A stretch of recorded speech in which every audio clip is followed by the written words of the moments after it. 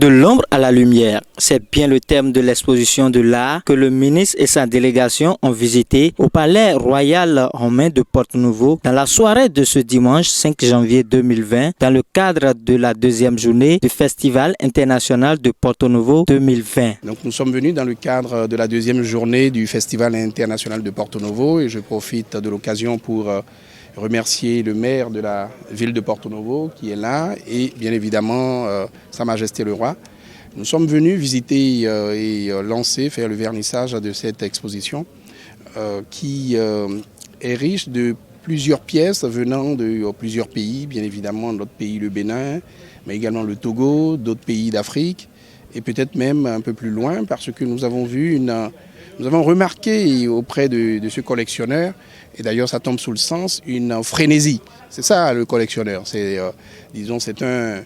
un malade au sens positif du terme, si ça existe, qui a cette frénésie d'achat de tout ce qui peut susciter sa curiosité et son intérêt. Et c'est vrai qu'il y a de très belles pièces. Nous avons passé pratiquement 2 heures à faire le tour avec le collectionneur lui-même, avec le professeur Adandé, avec Sa Majesté le Roi et beaucoup de spécialistes, d'historiens, de conservateurs. Et ce que nous pouvons remarquer pour l'instant, si pour la plupart des pièces nous pouvons extrapoler évidemment l'histoire, l'origine, pour un bon nombre de pièces, il sera utile de documenter ces trésors.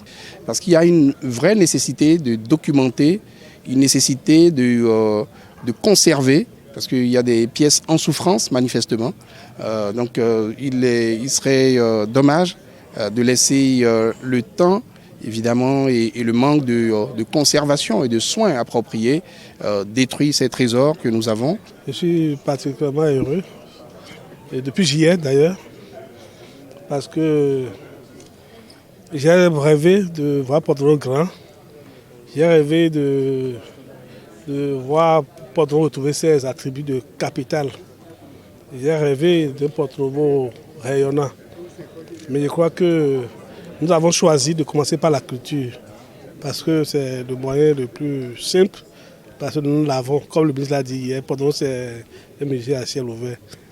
Et de plus en plus, je crois que ce que nous avons semé a commencé par donner. Il faut que le gouvernement fasse tout pour nous aider à avoir un partenariat avec M. Popovic pour que ce soit une exposition permanente. Mes impressions sont très bonnes parce que aujourd'hui, c'est la deuxième journée de notre festival et nous découvrons quelque chose que nous n'avons pas chez nous.